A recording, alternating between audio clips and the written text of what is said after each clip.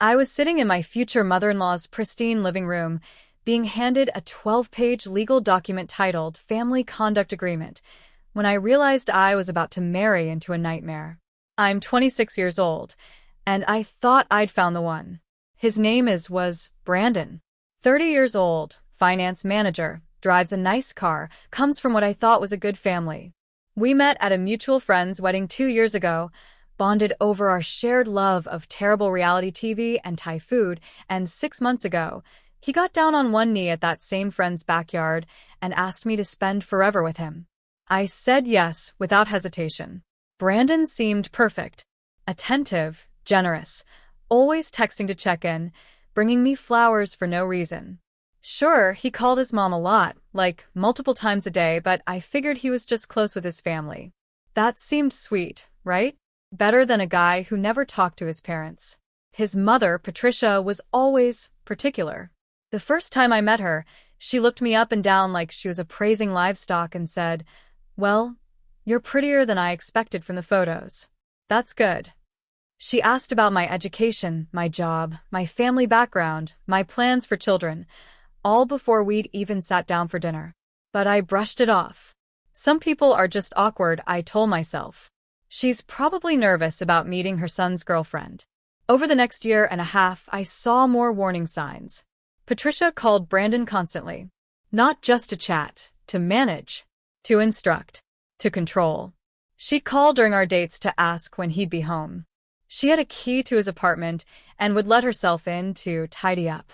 She bought his clothes, made his doctor's appointments, still did his laundry even though he was 30 years old and perfectly capable.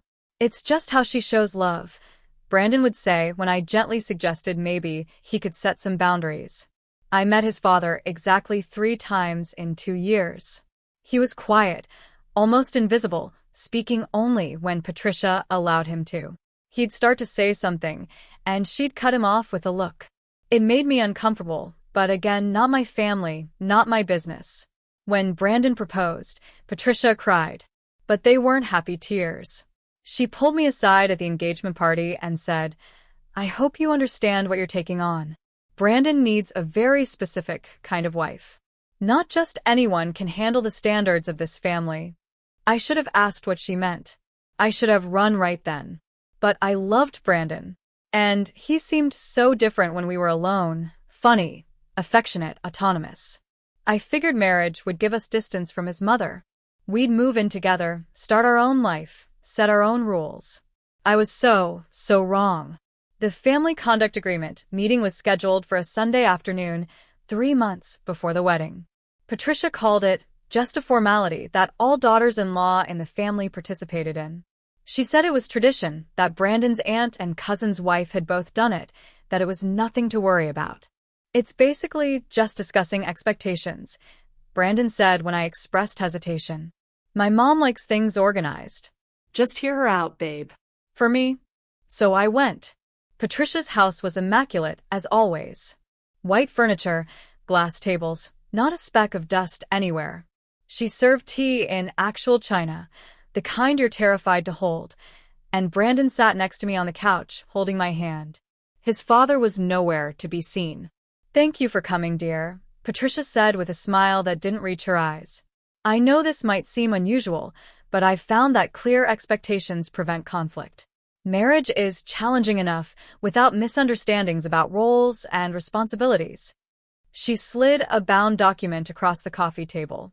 It was professionally printed, hole-punched, in a presentation folder. "This is the Family Conduct Agreement," she said. "It outlines the behavioral and lifestyle standards expected of women who marry into this family. I had my lawyer draft it to ensure clarity." I stared at it. "I'm sorry, what?" "It's nothing scary," Brandon said quickly. "Just some guidelines about how we do things in our family." "Guidelines that required a lawyer?" Patricia's smile tightened. "I believe in being thorough. Why don't you read through it, and we can discuss any questions you have?" With shaking hands, I opened the folder. The first page was titled Physical Presentation Standards. I started reading. "The wife agrees to maintain a weight range between 115 to 130 pounds, with quarterly weigh-ins to be conducted by the family matriarch. Failure to remain within this range may result in mandated dietary supervision and exercise requirements. I looked up. This says you want to weigh me 4 times a year. It's for your health, dear, Patricia said sweetly. Brandon deserves a wife who takes care of herself. The wife agrees to wear makeup anytime she is in public or entertaining guests. Natural or no makeup looks are not acceptable. Specific guidelines for appropriate makeup application are outlined in Appendix A. There was an appendix.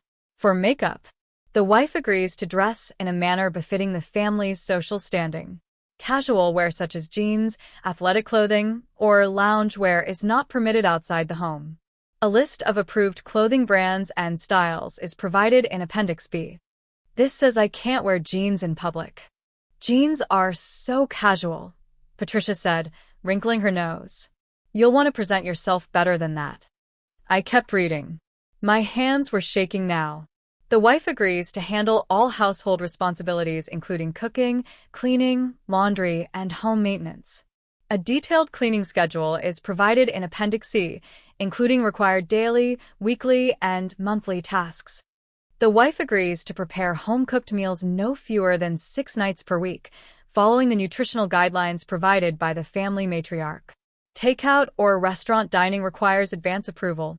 The wife agrees to seek approval from the family matriarch before making purchases over $50, making medical appointments, changing employment, or traveling more than 50 miles from home.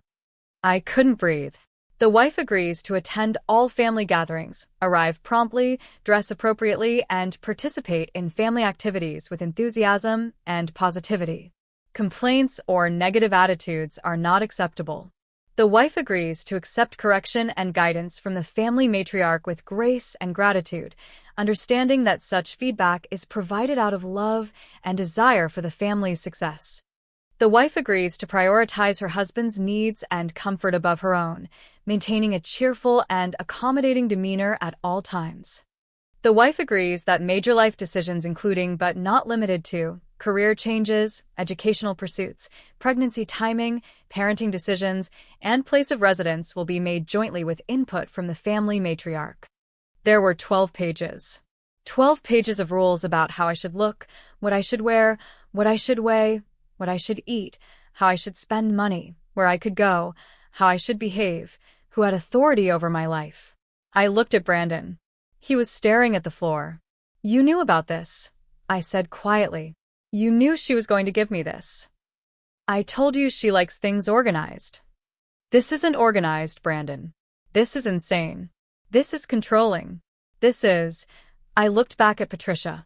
You understand this is crazy, right? You can't actually expect me to sign this. Her face hardened. I expect you to take your commitment to this family seriously. Every woman who marries a son of mine signs this agreement. It's non-negotiable. Every woman? How many? And then I remembered. Brandon, you were engaged before. 3 years ago. What was her name? Melissa? He wouldn't look at me. Did Melissa see this contract? Silence. Brandon, answer me. Did your mother give Melissa this same contract? Yes, he said finally. But she didn't understand. She wasn't willing to. She left you. I said, the pieces clicking into place. She didn't just break up with you. She saw this contract and ran, didn't she? Patricia made a dismissive sound. Melissa was never right for this family. She was difficult, argumentative. She refused to understand that in this family, we have standards. She refused to be controlled, I said, standing up. She refused to sign away her autonomy to her boyfriend's mother. Sit down, Patricia said sharply. We're not finished. Yes, we are. I picked up the contract, walked to her fireplace, and threw it in. I didn't even know if there was a fire going, there wasn't, but the gesture felt important. Patricia gasped like I'd slapped her. You can't do that. That's a legal document. It's toilet paper, I said. And I'm not signing it. I'm not weighing in for you quarterly, like a prized pig. I'm not asking your permission to buy coffee or see a doctor. I'm not taking orders about what to wear or how much makeup to put on. I'm not giving you veto power over my career or my uterus or any other part of my life. Brandon, Patricia said, her voice ice cold. Control your fiancé. And that's when Brandon said the words that killed our relationship. Sarah, please. Just sign it. It's not that bad. My mom just wants what's best for us. I looked at him, really looked at him. At this 30-year-old man who still let his mother do his laundry and make his appointments and dictate every aspect of his life. Who thought a 12-page behavior contract for his future wife was not that bad. No, I said. I'm not signing anything. And I'm not marrying you. I pulled off my engagement ring and set it on the coffee table. Sarah, wait. Brandon stood up, reaching for me. Don't. Just don't. You knew about this. You knew she was going to ambush me with this controlling, degrading contract, and you brought me here anyway. You were okay with this. You thought I'd just what? Sign away my autonomy, because I love you. It's just some rules. It's abuse, Brandon. It's your mother trying to control every aspect of my life, and you're letting her. You're encouraging her. Patricia stood now too, her face red. How dare you? I have built a respectable family with high standards, and if you're too selfish to... I'm not the selfish one here, I said, grabbing my purse. You're trying to turn your son's wife into a servant you can micromanage.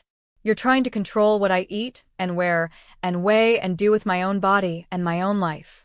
That's not love. That's not family. That's psychological abuse. Get out of my house. Gladly. I left. Brandon followed me to my car, begging me to come back, to talk about it, to compromise. There's no compromise here, I said, getting in my car. Either I sign that contract and become your mother's puppet, or I don't. And I don't. Sarah, please. I love you. You love the idea of me, I said. But only if I fit your mother's mold. Only if I weigh the right amount, and wear the right clothes, and ask permission, and obey. That's not love, Brandon. I don't even know what that is, but it's not love. I drove away. He called 37 times that night. I didn't answer. The next day, I started making calls. The venue, the caterer, the photographer. Canceling a wedding is expensive and humiliating, but not as expensive or humiliating as actually going through with it would have been. My friends rallied around me. My family was supportive, though my mom admitted she'd always found Patricia intense and was relieved I'd figured it out before the wedding. But I kept thinking about Melissa, Brandon's ex-fiancée, the one who'd gotten away. I didn't know her. We'd never met. But I knew her name, and I knew she lived in the same city, and after 3 glasses of wine one night, I found her on social media and sent a message. Hi, this is really random, but I was engaged to Brandon. Was. Past tense as of last week. Did Patricia ever show you a contract? She responded within an hour. Oh my God. Yes. The behavior contract. That's why you left him. We met for coffee 2 days later. Melissa was 32, a lawyer, sharp and funny and warm. We sat in a Starbucks for 3 hours, comparing notes like survivors of the same disaster. She gave me the contract 3 months before the wedding too, Melissa said. Same bound folder, same lawyer language. I thought it was a joke at first. Like, surely this is some weird test, right? But it wasn't. It absolutely wasn't. Patricia sat there with this straight face telling me I needed to weigh in quarterly, that I couldn't make purchases over $50 without her approval, that I had to dress a certain way and wear makeup at all times and basically become her perfect little robot daughter-in-law. And Brandon knew. Oh, he knew. He'd been preparing me for weeks, telling me his mom was particular, that I should just go along with things to keep the peace. When I refused to sign, he begged me to reconsider. Said I was overreacting.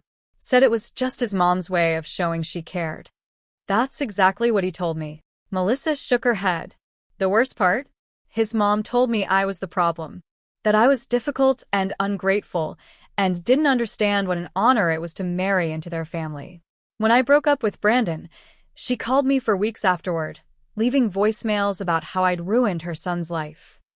Did she threaten you? Not explicitly, but the messages were scary. Very you'll regret this energy. I ended up blocking her number. What about Brandon's dad? I asked. Did you ever talk to him about it? Melissa's expression darkened. Once. At a family dinner, I asked him if he thought the contract was reasonable. Patricia interrupted before he could answer, but later, when she was in the kitchen, he pulled me aside. You know what he said? I shook my head. He said, "Run, while you still can." And then Patricia came back, and he never spoke about it again.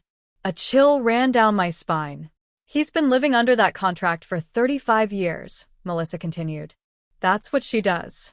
She finds men who are too passive to stand up to her, and she controls every aspect of their lives. And then she does the same to their wives. Brandon grew up watching his father be controlled, so he thinks it's normal. He thinks that's what marriage looks like. That's horrifying. It's abuse. Full-on psychological abuse. And the scariest part? She made it legal. She had a lawyer draft it. She made it official and binding and normalized. We sat in silence for a moment. "Thank you," I said finally, "for meeting me, for telling me I'm not crazy for leaving." "You're not crazy. You're smart. You saw the red flags and you got out. I'm proud of you." "What happened to you? After Brandon?" She smiled. "I met my wife 2 years ago. Her mother is lovely and normal and doesn't try to control anyone. We got married last summer. No behavior contracts required." "That sounds perfect." "It is." She reached across the table and squeezed my hand. "You're going to be okay. Better than okay. You're going to find someone whose family doesn't require you to sign away your humanity." She was right. 6 months after calling off the engagement, I went on a date with a guy named Michael I'd met through work. He was kind and funny, and when I told him about the contract because I needed to know how he'd react, he looked horrified. "That's not normal," he said. "You know that's not normal, right?" "I do now. My mom's going to love you. And she will never, ever ask you to weigh in or get her approval for purchases or any of that controlling nightmare fuel." He was right. His mother was warm and welcoming and treated me like an adult with autonomy. Imagine that.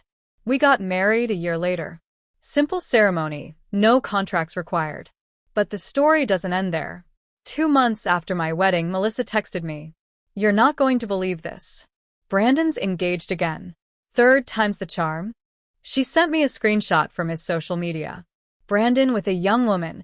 She looked barely 21, beaming at the camera, showing off a ring. "Poor girl," I texted back. "I'm debating whether I should warn her." "Would she believe you? Would you have believed me if I'd warned you?" She had a point. Sometimes people have to learn these lessons themselves. But 3 weeks later, Melissa texted me again. She messaged me. Ashley, that's her name, found my info somehow and asked if I used to date Brandon. I told her everything. Sent her photos of the contract I'd kept. She called off the engagement this morning. Patricia must be furious. Oh, it gets better. Ashley posted about it on social media. Shared the whole story, the contract, the control, everything. It's going viral. Brandon's getting roasted in the comments. I looked it up. Sure enough, Ashley had posted screenshots of the contract with the caption, "PSA, if your boyfriend's mom hands you a behavior contract that includes weight requirements and obedience clauses, run." It had been shared 40,000 times. The comments were savage. This is literally a manual for abuse. The fact that he thought this was normal. His poor father has been living under this for decades. Every woman in this man's life has run away, and he still doesn't see the problem. Patricia tried to do damage control. She made a Facebook post about misunderstandings and family values being twisted by ungrateful women. It made things worse. People found her profile, found her posts about her standards, and her complaints about modern women not understanding traditional values. She got roasted harder than Brandon. Last I heard, through Melissa, who keeps tabs because she finds it therapeutic, Brandon is single. Patricia is furious that 3 women have now rejected her son. She's convinced the problem is modern women being too independent and too selfish. She still hasn't considered that maybe, just maybe, the problem is the 12-page behavior contract. Brandon's father filed for divorce 6 months ago. After 35 years of marriage, he finally left. I don't know details, But Melissa heard through mutual connections that he met with a therapist who helped him recognize he'd been in an abusive relationship for decades. He's apparently happier than anyone's ever seen him. As for me, I'm happy. Genuinely happy.